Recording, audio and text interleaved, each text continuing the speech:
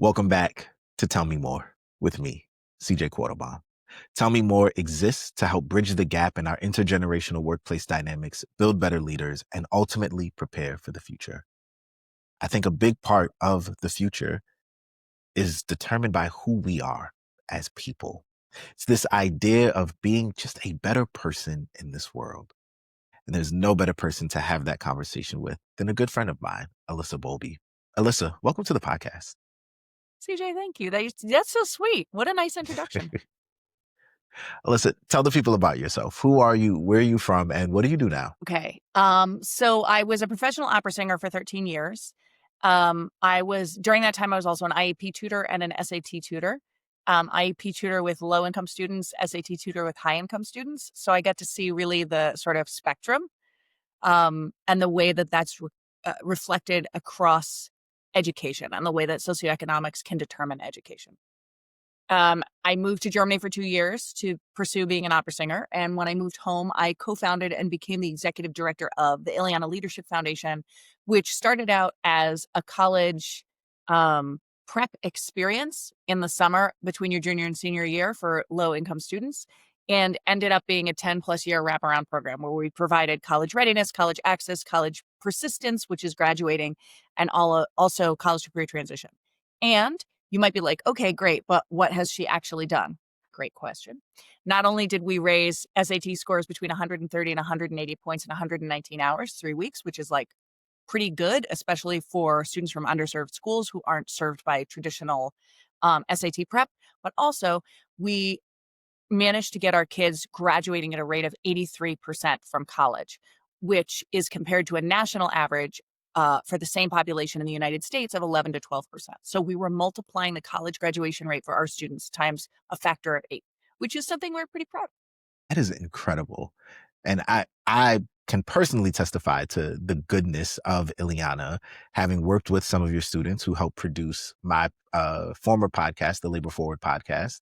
Mm-hmm. So I've seen firsthand the good work that you've done. And I think it was such a testament to show that opportunity is there and talent is there. But when you are in an under-resourced area, you will see a lot of talent get buried.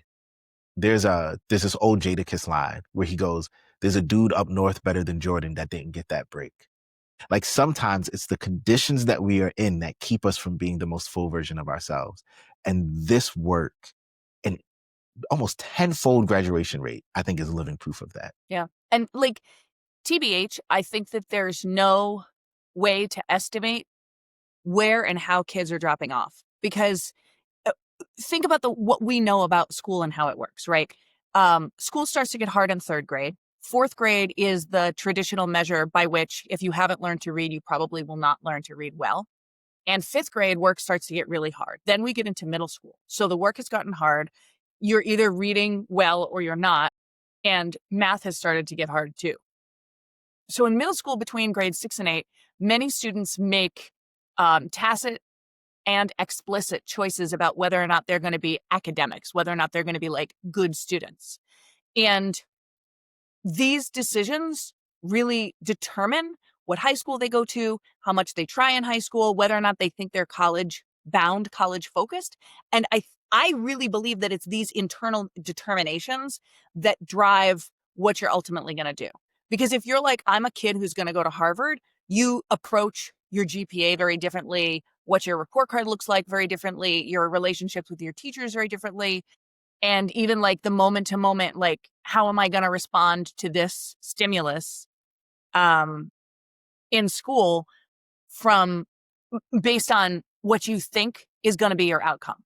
So I think, and lots of people are doing research into this, and there's a million factors, right? One of which, I'm sure you've read this, they found that I think for Black boys, if they've had a teacher of color, male, I think it's male teacher of color, but it could just be teacher of color by grade 5, they're like twice as likely to graduate high school. And don't quote me on the exact stat, but it's a crazy number, and it's definitely 2x. It's either for high school graduation or like getting into college. So we know there's a million small things that we can be doing, but ultimately it's the determination you make, you as a student, individual, make inside your head, which is like a variety of factors, which are external to you. But all these like little things, these little people are whispering in your ear, telling you what you should or shouldn't do. And whatever decision you make, that's the path that you ultimately follow. So all that to say, if we could get kids to truly believe that they are college ready, college bound, college whatever, then that would be a change. And I'm not suggesting college is the only way to go. Now, if you go to college, you live 7 years longer on average, you make $1 million more over the course of your life. You are, I think, 3.5 times less likely to experience poverty and 2.5 times less likely to experience unemployment. You're also something like 74% more likely to have your employer pay for your health care. So for all those reasons, I think college is big thumbs up. But not everybody wants to go to college. College isn't right for everybody. That's also cool. I also want kids who are invested in graduating from high school, because that is a piece of paper that's pretty significant in terms of like getting another job, but just the willingness to invest and think I'm an academic person and everything that that brings to you on the other side. So anyway, done with my soapbox. I mean, you're telling my story. Somewhere between the 6th and 8th grade, I decided I wasn't academic. I wasn't good at school. Really? School got hard, and history, reading, sociology, government, those types of classes always excelled. Math and science was hard. I didn't exactly come from the most encouraging home. And so as it got hard and as the voices started to tell me that I wasn't good enough and I wasn't smart enough and I'm never going to be anything, I leaned into it. And I said, well, fine, I guess I'm not. So by the time I get to high school, I did approach it differently. I didn't view my teachers as resources. I didn't look for extra help. The only reason I went to college is because I was told I had to. And granted, that was a great decision that, helped me out in life. But I figured out around the age of 22, 23, man, I didn't love school, but I really loved learning. And when I look back on my academic career, I think that if I had teachers who were able to kind of see that and maybe poke at my love for learning, we could have figured out the school piece. Right. But when you're in underfunded and overcrowded classrooms, who has the time to give that individual attention? Right. And one of the things about Yleana is our class sizes were like 10 to 12 with 2 teachers. So what that means is that I know like each of my kids extremely well. I know what they're good at. I know what they're afraid of. I know where they're excelling. I know what they did well yesterday. I know where they're like kind of taking a tentative step forward, but maybe another step back. I know if they're falling asleep. I know that they have a crush on that boy across the room. Like all of those things. But that's also because it's a small organization, and so you can really know and you can approach with humor and love and kindness. And I think it's just because it's a small environment, right? So you can have like a real intimate, honest connection with another person, and they know that you're being real and you're being genuine. And so of course they're willing to buy in. But like you said, if you have 50 kids in a classroom, I mean, there are stories from Baltimore City. I've had lots of friends who teach in Baltimore City where they said, well, there were 55 kids on my roster. Thank God they didn't all show up because we only had seats for 30. And this was in a school where they didn't have heat and the pipes froze every year. So like you couldn't use the bathroom when the pipes froze, like in January or winter. You couldn't use the toilet. There's no water. And so they'd have space heaters in some of the classrooms. Kids would walk around in their puff coats, and then they'd get uniform violations for wearing their puff coats. Like this kind of stuff. You're like, are you serious, Alyssa? Yes. How does a kid learn in that environment? Alyssa, what leads to that sort of institutional failure? You know what? Honestly, I spent about 10 years asking myself that question. I don't fully know the answer, but here are some answers. Generational poverty, underinvestment in a community. So like when there's not any money in the community and there's not anybody with money who's interested in the community, and there's just people who are doing their best with what they have, but money makes things go easy, That's like a fundamental thing that I've learned. Money makes things better. So if you don't have money, things are going to be worse. And that's like like a kind of a fundamental thing. I think there is also so much that has to do with living in poverty for a protracted period of time. I mean, you know what ACEs are, right?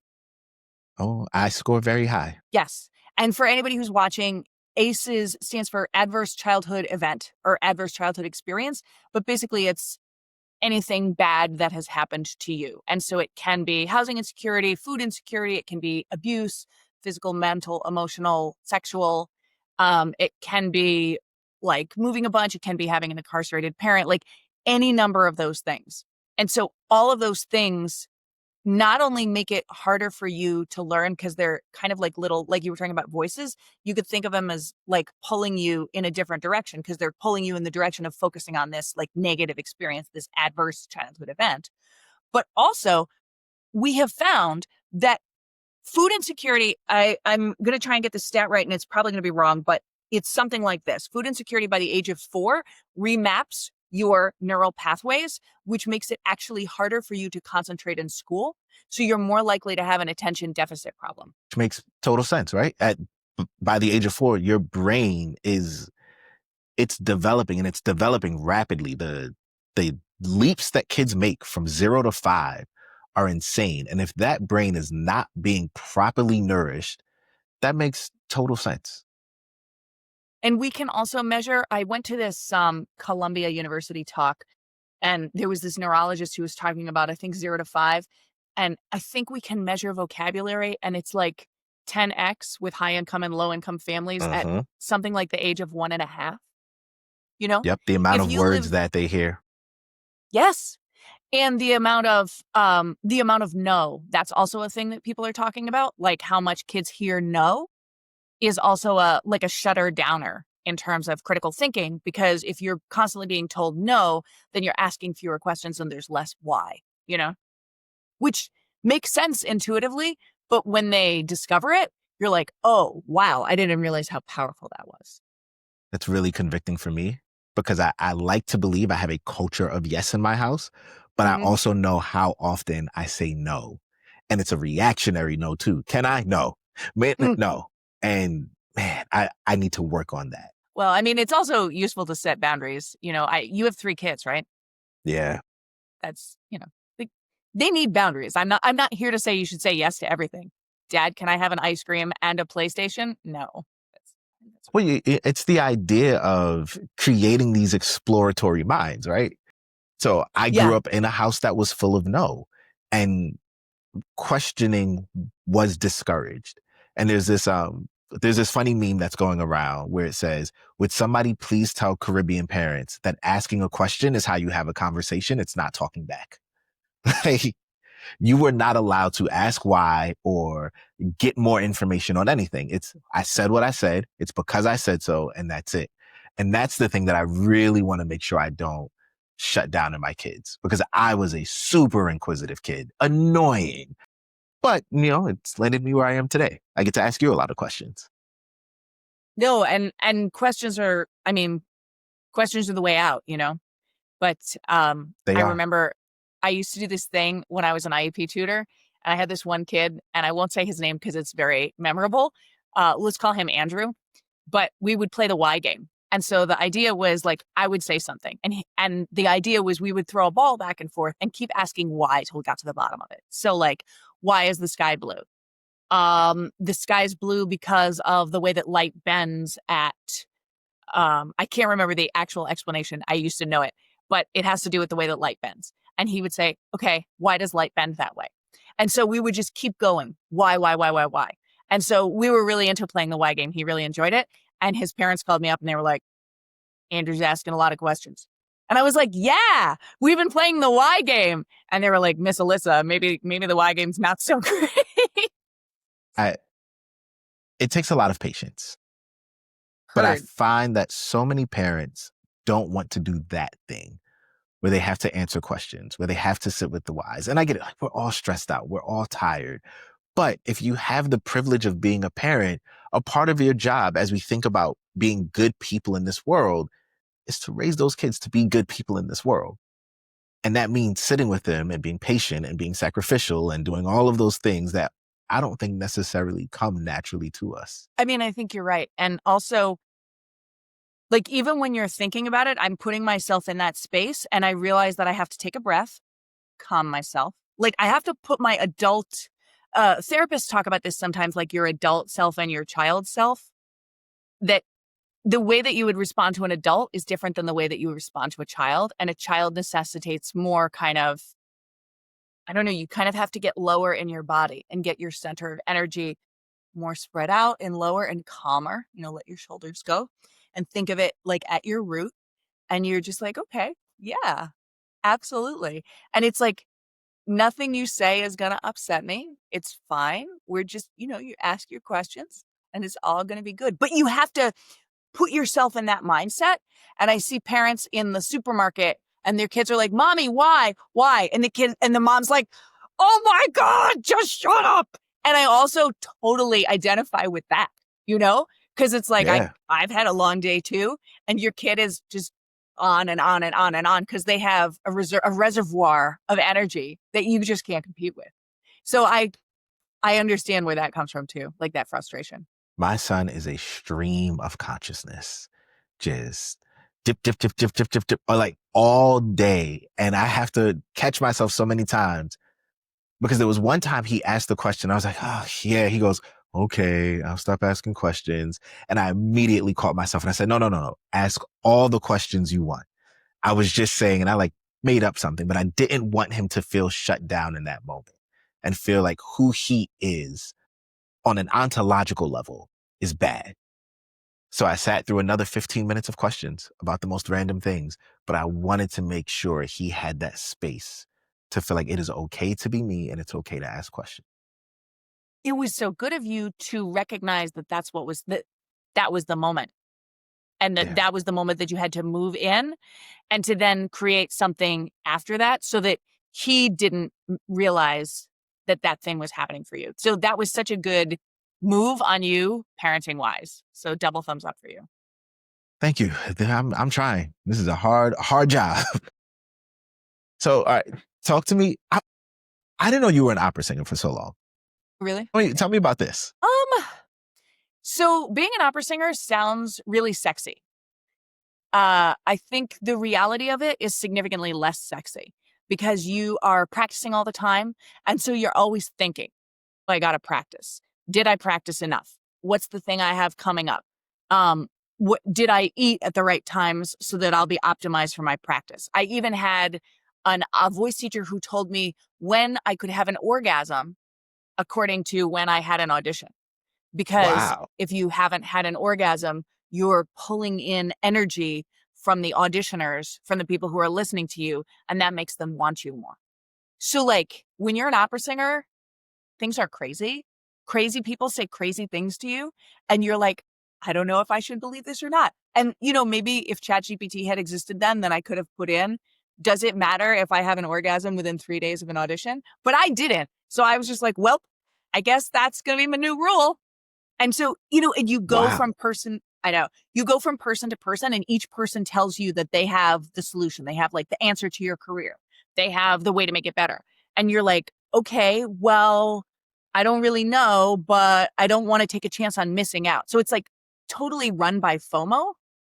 And I think there's also this entire industry of kind of milking young singers who come to New York and maybe don't have what it takes to make it, but encouraging them means that this whole group of teachers and coaches and movement people and acting people and whatever all are able to make money off a success that you will never actually see. They're making money off your hope. And I don't know that I could say, oh, this guy is a bad guy because he's only making money off hope. And I've also heard that you can never tell who's going to make it because sometimes the people you don't expect to make it do. So I can't say that people are like malintent, have bad intentions. Man, oh man, did I spend a lot of money on something that I think somebody probably could have told me, you're probably not going to make it, Alyssa. And I'm not the only one. Does that feel like all of life right now, where people are selling hope and preying on people's dreams in order to make a buck for themselves? Well, I mean, I think you're asking a bigger question about capitalism. I know a lot of people who are like, oh, capitalism is evil, capitalism is the devil. And I'm like, that seems like a fringy view. We're a capitalist society. Like, stop protesting reality. My boyfriend's therapist says that suffering is the delta between expectations and reality, which is like mic drop, mind blown. So if that's the case, then I can't protest capitalism.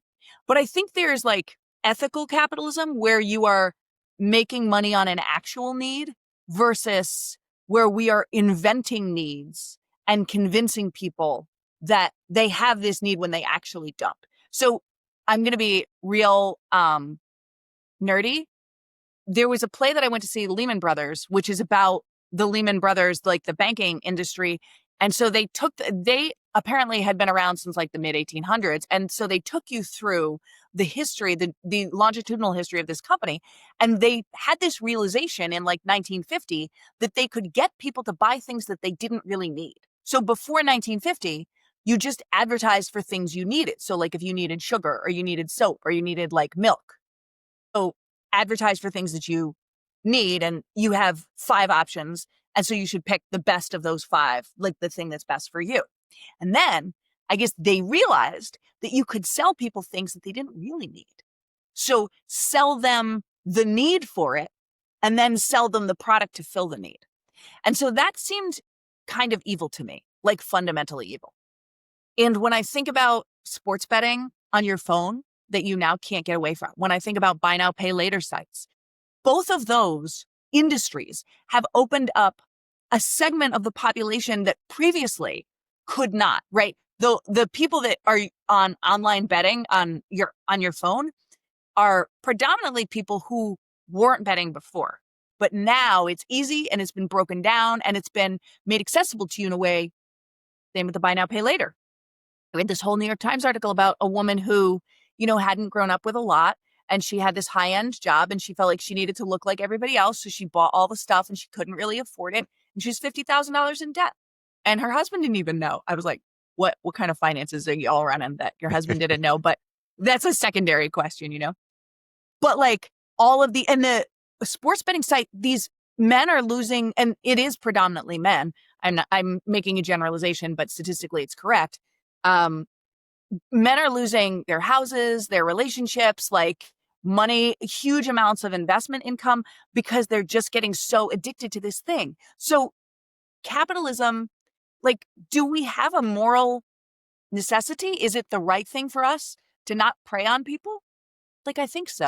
There's also this downstream effect with the sports betting in particular, an uptick in domestic violence cases.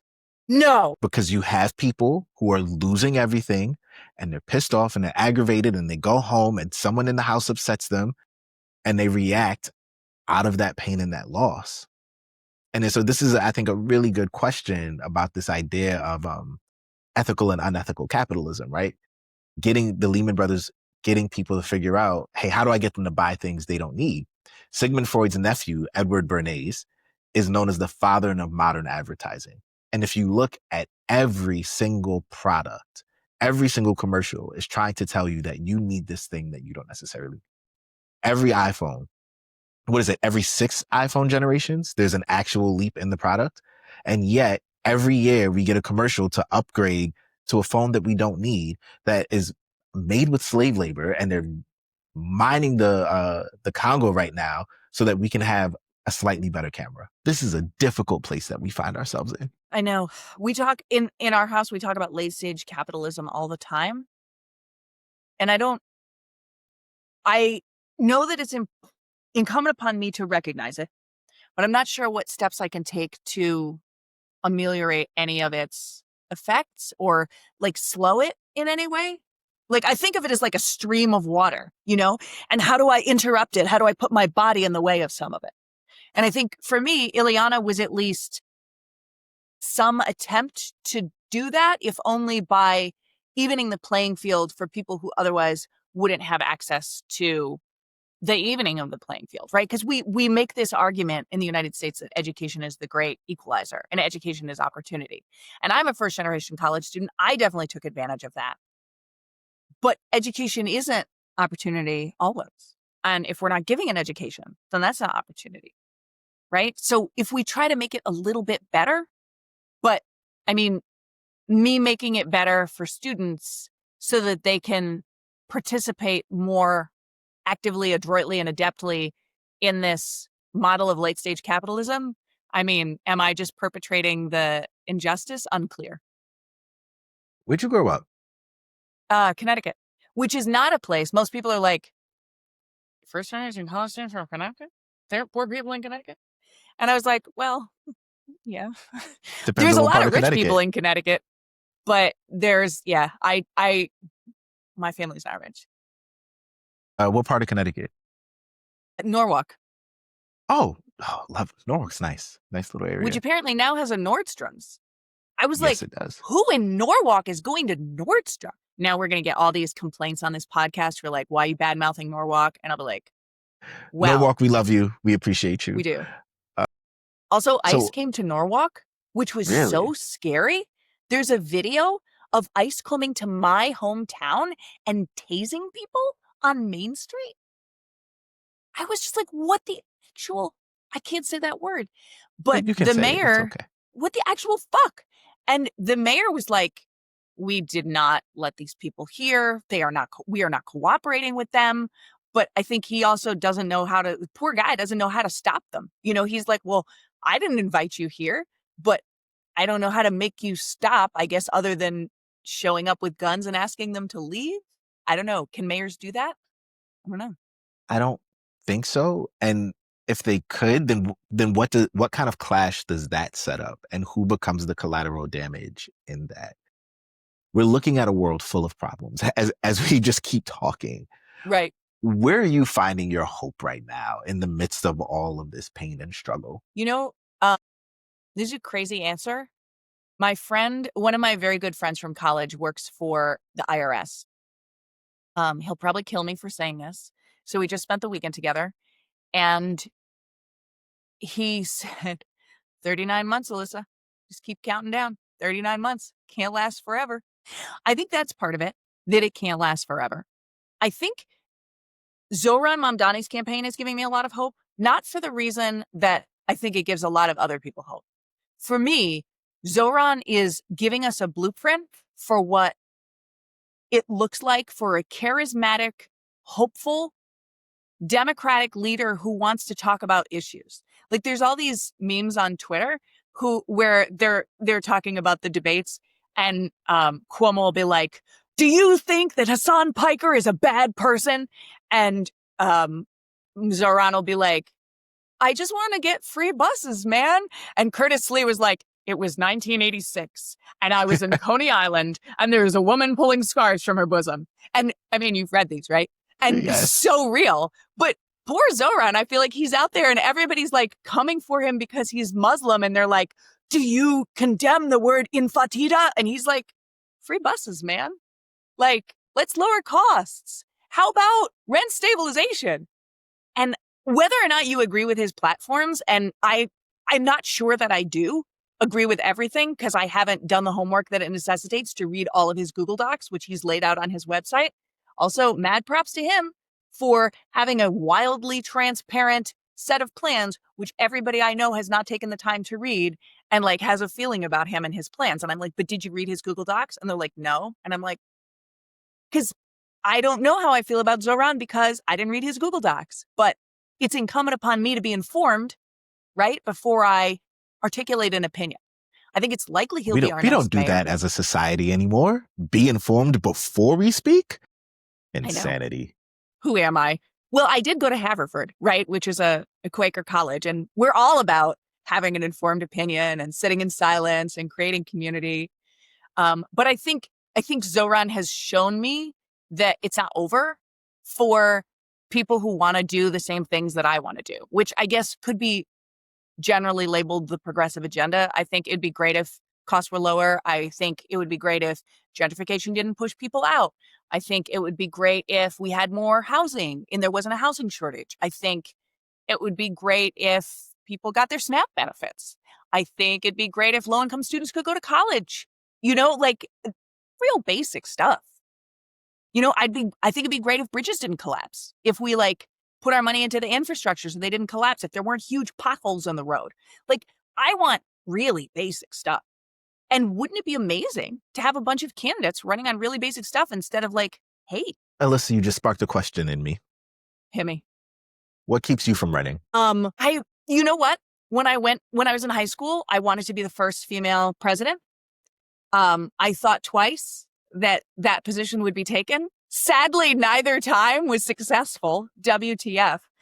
I don't know that I'd be successful, and it doesn't make sense to like put all that effort into something that if it won't work. But And you started Yleana. Did you know you would be successful? It's a good question. I think I was so far from thinking about an end product. We were so organic, We're like, oh, let's have a summer camp. And then we're like, wow, that went great. Let's do it again. We're like, yeah, that's good. And then we're like, dude, these kids need help getting into college because their SAT score going up doesn't help if they like aren't applying to the right colleges. And then we're like, dude, this is working. Let's roll it out bigger. Like everything that we did was like, dude, this is smart. Let's keep going, which I feel like is not a thing that you can write in a business. There is something there. Yeah. There is something to be said for have you ever seen Frozen 2? No. Okay, I've been using this example a lot. There's a scene in Frozen 2 where Anna, the sister, is stuck in a cave and she can't find Elsa. Elsa's the one with the powers. And she's saying to herself, where's Elsa? How do I find her? I don't know where to go. I don't know what to do. And then it goes into the song about just doing the next right thing. And I think for so much of life, we can have all the plans we want. We can lay it all out and think we know how it's going to go. And in reality, just keep doing the next right thing. Next foot forward. And it all comes together. So I'm not telling you to run for anything, but just keep doing the next right thing. I'll tell you that there have been a number of people who've said to me, why don't you run? I think if I saw a realistic path. So I tried to run for community board in my borough, Manhattan. Community board 3, maybe community board 4, hard to say. But anyway, they didn't pick me, and I don't know why. I thought I did really well at the interview, all that stuff, but maybe they didn't have any openings, or maybe they already had their quota of white women. I don't know. I live in a majority gay district, so maybe they wanted somebody gay and male. I don't know. So I've thought, like, what's the next thing that I can run for? But also, I feel like New York, we're really well represented. Like, the people who are representing us, I like them. Like, Eric Botcher, I like him. Like, Brad Hoylman Seagal, I like him. So I'm not trying to oust him, And Chuck Schumer, like, what? I'm going to oust Chuck Schumer or Kirsten Gillibrand. But Jerry Nadler just stepped down because he has like a 28-year-old challenger. Like, WTF is that? And I don't know if you're following Maine, but there's an opening for, I think it's a senatorial challenger. And there's this like 38-year-old guy who he's a veteran. He was in the armed forces for a while. He's like an oyster farmer, and he's super like blue collar, down to earth, says what he thinks. Yes, I've heard about him. You know who I'm talking about, right? Yeah. So on some level, Zoran is that guy. Like, he's not blue collar, but I think he's very down to earth. Like, when you listen to him talk, he talks like a regular person. He smiles a lot. He seems really thoughtful. Like, I feel like on some level, we are trying to elect the person that we look up to. It's like Barack Obama, in many ways, was the person that we looked up to, and I think that's why he was successful. And if you go back in history, I think John Kennedy performed a similar function for people in 1960. He was young, he was handsome, charismatic, and he was kind of the thing that we all wanted America to be. So if that's the case, then maybe I could. I don't know that I'm the thing anyone wants America to be, though. It's funny, as you were describing Zoran earlier, I was like, this is exactly how people talked about Barack Obama and JFK. So who knows? Zoran can't be president because he wasn't born here, but we still need good leadership. Oh, really? He wasn't born here? Yeah, I think he was born in Uganda. Oh, yeah. You're right. Have you seen his ad in Arabic? It's so cute. No, I haven't seen it. See, I'm out on the island, so I miss a lot of the local ads for the city. Yeah. His scavenger hunt thing I thought was brilliant. Like, whether or not you agree with his politics, like, even if you think that he's the devil incarnate, he's run a great campaign. I mean, I think there was one point where he walked Manhattan from tip to tip Yes. and just Yes. talked to people. And, Yes. I have this thing about leadership where I'm watching so many people lead from up here and make decisions for people down here without ever actually talking to them. And then they wonder why the people down here are so disgruntled. But you are not a leader if you never engage with the people you are leading. So to see him do something as simple as walk the streets and talk to everyday people, it shouldn't be that transformative. It shouldn't be that special. But in our current state of politics and organizational leadership in general, it is. Yeah.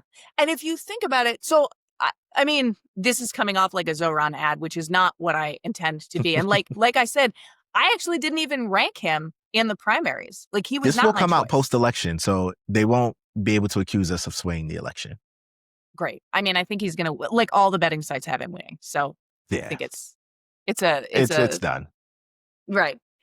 But I think it's what he's doing is really smart. And I think we should pay attention. We should sit up and pay attention to all of the lessons from this campaign. And that's what I hope we do. Because, like, what do we need more than anything else? We need to, like, stop hating each other and start talking to each other. And we need to be real. I think there's so much perception of on the part of each side, and I'm guilty of this too, of like this kind of demonization and caricature of what the other side is.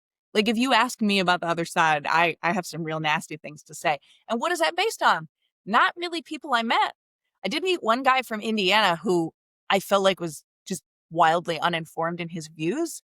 And I was horrified that he didn't ask more critical questions. And I was like, wow, if this is symptomatic of how the middle of the country, but, but as my therapist would say, well, Alyssa, telling people what's wrong with them, how's that serving you?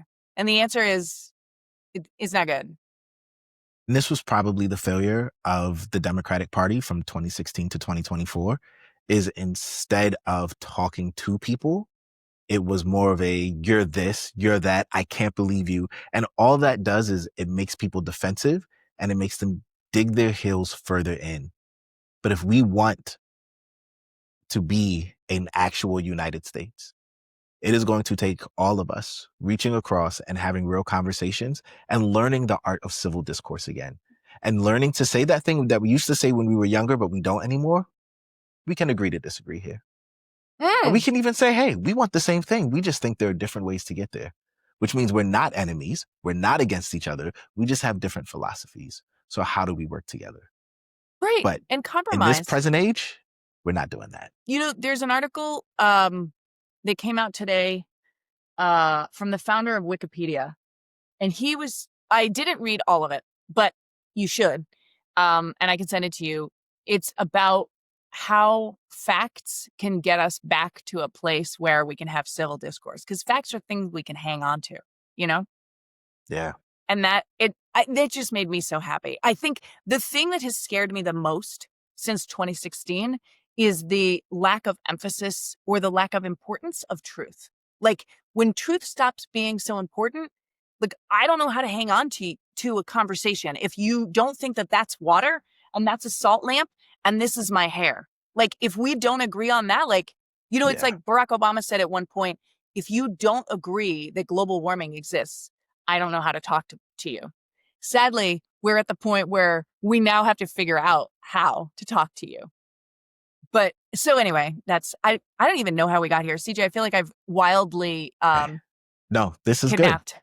This is what we do. I love it. Alyssa, as we bring this to a close Yeah. and you think about the journey that your life and your career has been, what would you say to 15-year-old you right now? Wow. Well, I was bullied pretty effectively throughout school. So I would probably say it gets better. Um and hang on, and it's worth it. I'd probably say all of those things. That's good. That's really good. Do you want people to find you, follow you, look you up on things? Seems dangerous, right? Hard to say. Could be not. We've got a good community around Um here.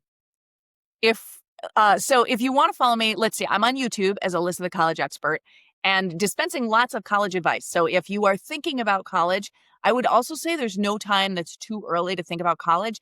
And if you are like the parent of a sixth grader or an eighth grader, you should figure out how much it's going to cost you. I would do like the FAFSA forecaster or go to some website of a high SES college, like a college that meets 100% of need, like Harvard or Yale, and figure out the low, medium, and high projections of how much it'll cost you. Because if you know that, then you can start saving and you can start being smart. That's my number one tip, is just be aware. And also know that the most expensive colleges generally cost the least, especially if you're a person in need. That is good to know. Alyssa, Yeah, right? thank you.